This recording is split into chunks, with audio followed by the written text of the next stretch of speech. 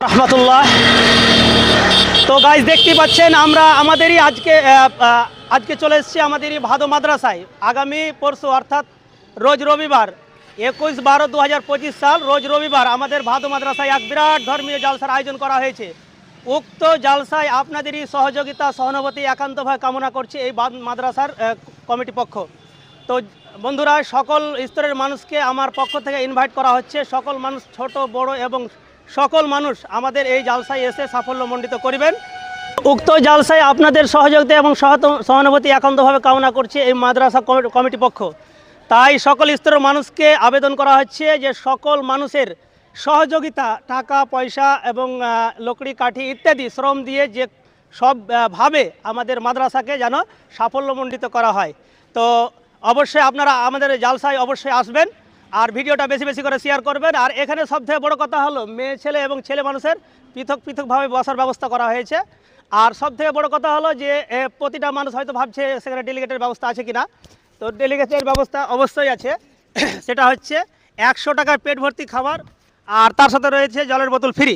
তো খাবির দা, তোমাদের একটু মাদ্রাসার মধ্যে কিছু বলেন তো, বক্তাগণ মানে কারা কারা উপস্থিত থাকবেন?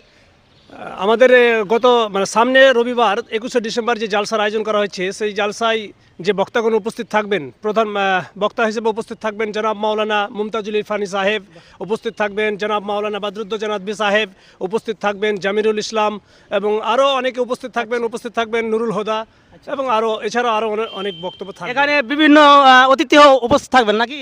হ্যাঁ, অবশ্যই উপস্থিত থাকবেন। আমাদের প্রধান অতিথি হিসেবে আসছেন কলকাতা থেকে কলম পত্রিকার যিনি মেন ডিরেক্টর, তিনি আসছেন। বাহ, আলহামদুলিল্লাহ। যাকে আমরা ফেসবুকে ইউটিউবে দেখেছি এবং চ্যানেলে দেখেছি, তাকে আমরা এই জালসার মাহফিলে সরাসরি দেখতে পাবো, তাই তো? এবং এই জালসায় আমাদের যে জালসায় মহিলাদের পৃথকভাবে টাইম ডিভাইড করা আছে। দুপুর থেকে সন্ধ্যা 6:30 পর্যন্ত কিন্তু মহিলাদের, তারপরে সন্ধ্যা 6:30 পর থেকে রাত্রি 12টা পর্যন্ত পুরুষদের। আচ্ছা, সত্যি অসাধারণ, খুবই ভালো লাগলো। তো এখানে খাওয়া দাওয়ার ব্যবস্থা আছে তো? অবশ্যই আছে, খাওয়া দাওয়ার ব্যবস্থা আছে। 100 টাকা ডেলিগেট ফি এবং তার সাথে থাকছে ½ লিটার জলের বোতল। আচ্ছা, তো যাও এখানে মানে খাবার দোকান বসতে পাবে তো?